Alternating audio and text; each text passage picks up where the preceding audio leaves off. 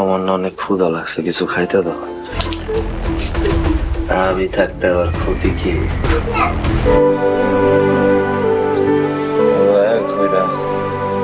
এখন যে মায়ার স্বামী পরিচয় দিচ্ছে, আসলে কি সে মায়ার স্বামী? তার ভাবা তেমন বোঝা যাচ্ছে না, কিন্তু মায়া তো তাকে তার নিজের স্বামী ভাবতেছে। আসলে মায়ার স্বামীরা কয়টা যমজ ভাই ছিল এটাই কিন্তু ধোঁয়াশা রয়েছে এখনও। তাহলে মায়ের সামনে মায়ের বাচ্চার আরও বড় ধরনের বিপদ ঘটতে চলেছে গাইস। বাচ্চা ওয়েব সিরিজটির 3 নম্বর এপিসোডে কি ঘটবে, কবে আসবে, সবার আগে কীভাবে দেখবেন, সে সমস্ত বিষয় জানানোর চেষ্টা করবো আজকের এই ভিডিওটিতে। ইতিমধ্যে ইগল ওয়েব সিরিজ ইউটিউব চ্যানেলে কিন্তু আপলোড করা হয়ে গেছে।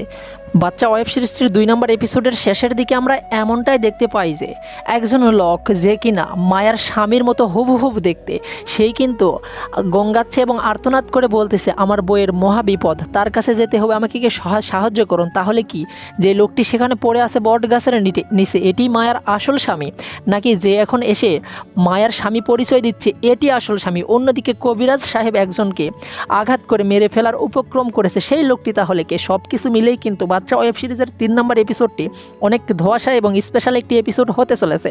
আর এই 3 নম্বর এপিসোডটি সবার আগে দেখতে চাইলে যে কাজটি করতে হবে, ইগল ওয়েব সিরিজ ইউটিউব চ্যানেলটি সাবস্ক্রাইব করে অল নোটিফিকেশন অন করে রাখতে হবে। তাহলে গাইস বাচ্চা ওয়েব সিরিজের 3 নম্বর এপিসোড আপলোড হওয়ার সঙ্গে সঙ্গেই সবার আগে আপনার কাছে নোটিফিকেশন চলে যাবে, সেখান থেকে দেখে নিতে পারবেন। আর বাচ্চা ওয়েব সিরিজের 3 নম্বর পর্বটি কবে আসবে সেইটা বলার আগে আজকের ভিডিওটি কে কোন জেলা থেকে দেখছেন সেটা অবশ্যই কমেন্ট বক্সে লিখতে ভুলবেন না। অল রাইট গাইস, বাচ্চা ওয়েব সিরিজটির 3 নম্বর এপিসোড আপনারা দেখতে পারবেন আগামী রবিবার দুপুর 3:30 শুধুমাত্র ইগল ওয়েব সিরিজ ইউটিউব চ্যানেলে। আশা করছি গাইস বিষয়টি বোঝাতে পারছি।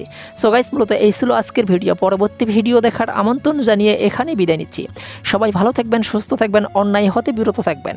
গাইস সবসময় বড়দের সম্মান করবেন, ছোটদের স্নেহ করবেন। দেখা হচ্ছে খুব শীঘ্র নেক্সট কোনো ভিডিওতে। ধন্যবাদ সবাইকে।